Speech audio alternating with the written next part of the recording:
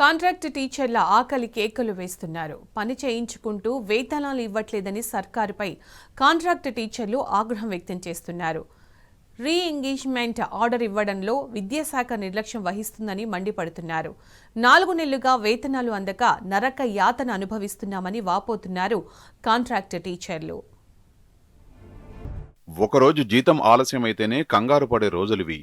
రోజువారీ ఖర్చులు, ఈఎంఐలు, స్కూల్ ఫీజులు, బస్సు ఛార్జీలు, ఇంటి కిరాయిలు ఇలా రకరకాల సమస్యలు ఎదురవుతాయి. అలాంటిది రాష్ట్రంలోని 2008 డిఎస్సి కాంట్రాక్టు టీచర్లు 4 నెలలుగా జీతాలు చేతికందక ఆకలి కేకలతో అలమటిస్తున్నారు.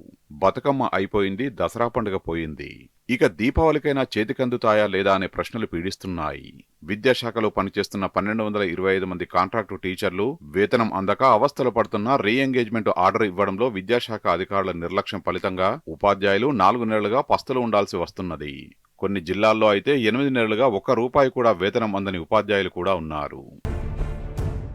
డిఎస్సి 2008లో నష్టపోయిన అభ్యర్థులకు ప్రభుత్వం ఈ ఏడాది ఫిబ్రవరిలో కాంట్రాక్టు ఎస్జిటిలుగా ఉద్యోగమిచ్చింది. నెలకు ₹31,040 వేతనాన్ని ఖరారు చేసింది. అప్పటి నుంచి రాష్ట్ర వ్యాప్తంగా 1225 మంది కాంట్రాక్టు ఎస్జిటిలుగా విధులు నిర్వహిస్తున్నారు. వారి వేతనాల కోసం ప్రభుత్వం 6 నెలల కిందటే బడ్జెట్ కూడా విడుదల చేసింది. ఈ మేరకు విద్యాశాఖ రీ ఎంగేజ్మెంట్ ఆర్డర్ ఇవ్వాలి. ఈ విద్యా సంవత్సరం ప్రారంభమై 4 నెలలు గడుస్తున్నా ఇప్పటివరకు విద్యాశాఖ అధికారులు రీ ఎంగేజ్మెంట్ ఆర్డర్ ఇవ్వలేదు.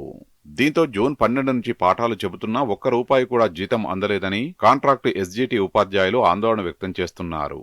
వారి కోసం విడుదల చేసిన నిధులు ఎస్టీఓల్లో మూలుగుతుండడం గమనార్హం.